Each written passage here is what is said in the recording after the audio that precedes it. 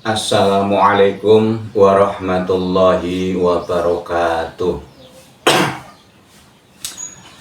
Saya mau membahas tentang pertanyaan subscriber. Banyak sekali pertanyaan ya, terima kasih untuk masukannya. Pertanyaan yang pertama itu, makan untuk hidup, hidup untuk makan. Ini yang baik yang bagaimana katanya? Di dalam Al-Quran itu bunyinya begini, kulu wasrobu. Coba dicari di aplikasi Al-Quran, saya lupa ayat berapa. Kulu wasrobu. Jadi Gusti Allah sendiri mengatakan kalau kamu mau hidup, yuk makan dan minumlah. Itu perintah. Orang Jawa bilang urip kue urup, yaitu sama.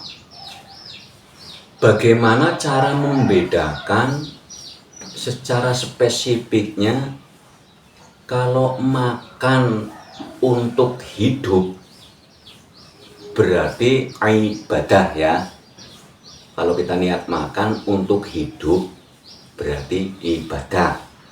Tapi kalau kita kok hidup buat makan berarti mubahah.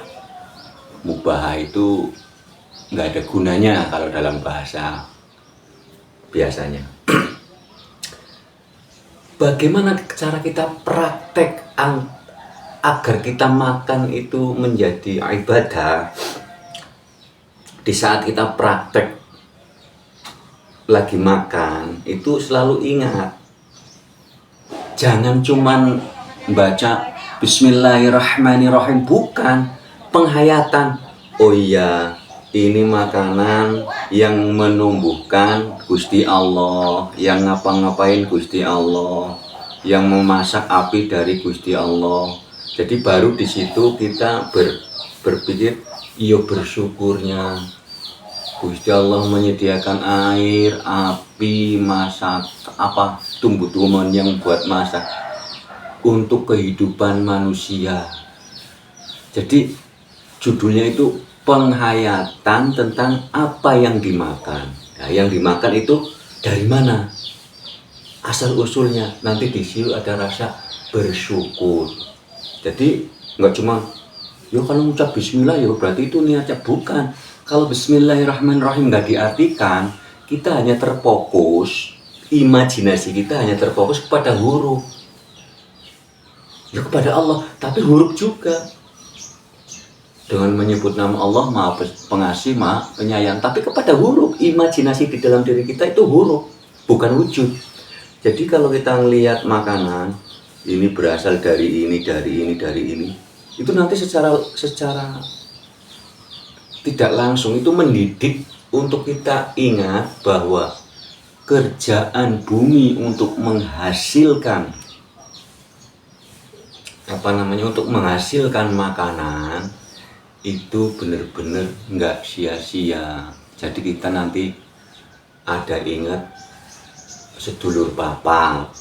Kalau orang Jawa bilang itu tanah, api, air, angin, itu kan berkesinambungan untuk kebutuhan kita, kebutuhan manusia. Kita ingat Allah hanya dengan huruf ya. Ingat Gusti Allah tapi huruf namanya, bukan wujudnya. Ini yang kebanyakan ya. Sembahyang juga yang dibayangin hurufnya, bukan wujudnya. Ini itulah makan yang diartikan untuk hidup ya. Makan untuk hidup itu yang disebut ibadah, karena di dalam makan kita nggak main belakang, nggak berpikir bahwa ini semuanya hasil karya dari seluruh makhluk Gusti Allah, kerjasama. Jadi kalau makannya cuman begini-begini aja tanpa ada tanpa ada rasa, ini saya makan ini buat apa enggak. Kan kalau makan yang berpikir ini hasilnya dari mana, berarti berpikir, oh saya harus kerja, Nah, kerja juga perintah ya. Kerja itu perintah. Nafkailah dirimu dan keluargamu itu. Jadi kalau kita sebagai manusia yang berakliyah ya, yang sehat jasmani dan rohani, itu gunakanlah makan untuk hidup.